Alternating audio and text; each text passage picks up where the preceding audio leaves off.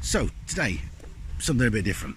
I was contacted by English Electric Motor Co to come and try some of their electric bikes. The first bike I'm just going to talk to you about is the Zero FXS, which is a supermoto style bike. I guess probably equivalent to maybe a 350 or something like that. I'm not 450, probably a 450, something like that. It puts out about 45 horsepower, which isn't massive, but because it's electric, and this is kind of the big deal about electric bikes, it puts out about 110 newton meters of torque, so it's very torquey. It feels way more than 45 horsepower, certainly.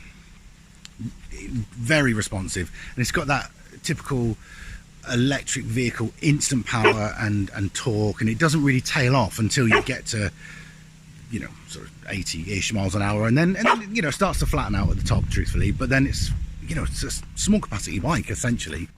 Probably range is probably about 90 miles on a full charge, real world miles. I'm sure in a brochure you could find more, but realistically about 90 miles. This bike doesn't have fast charging, so you'd need to plug it in on a 3-pin plug. But 90 miles on a small bike like this, you know, what are you going to use it for? Commuting, having fun, that kind of stuff. It's perfect for that. So now we're on the Zero FXS. Holy wow, that's impressive. So this we're talking about, it's essentially a supermoto with similar horsepower to, say, an equivalent 450 road bike, something like that. But Jesus, it goes. It's got some torque. Wow.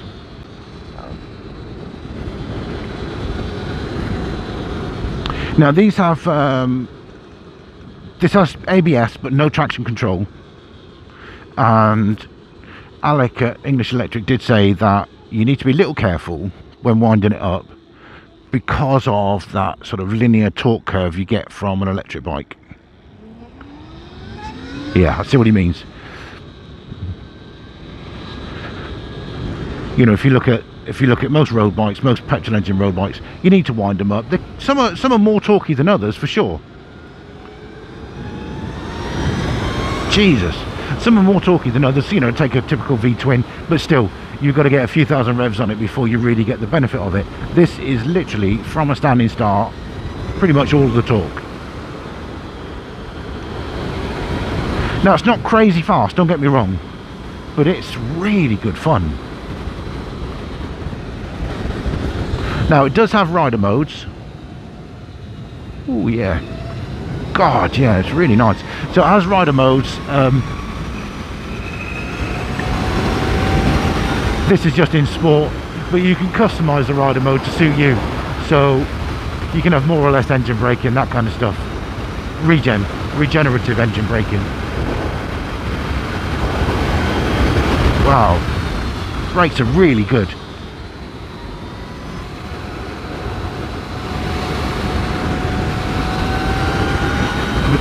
So of the bikes I've ridden today, this is the first one that you could say is a kind of a real world, fun, kind of sporty bike. It's really good. 70 odd mile an hour, no trouble. God, that torque. Look at that. So no gears, which is really strange. You don't need to be banging. I keep kind of looking down for a gear lever. Blimey, this is so much fun. So right now I've got some wind noise, that's fine. When you slow right down, it's really quite eerie. It's like you've stalled your bike and you're coasting along.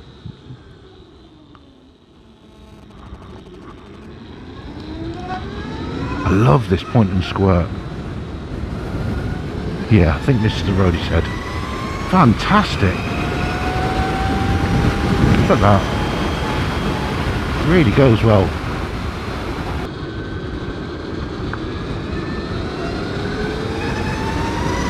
God, yeah. Love that.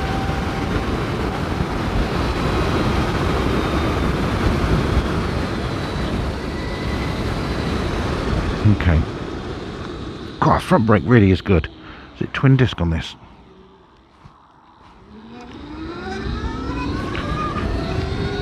No, single disc.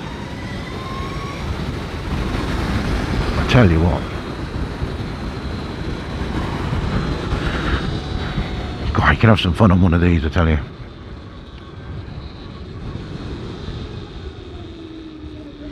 Look, the van driver trying to do the old Scandinavian flick there.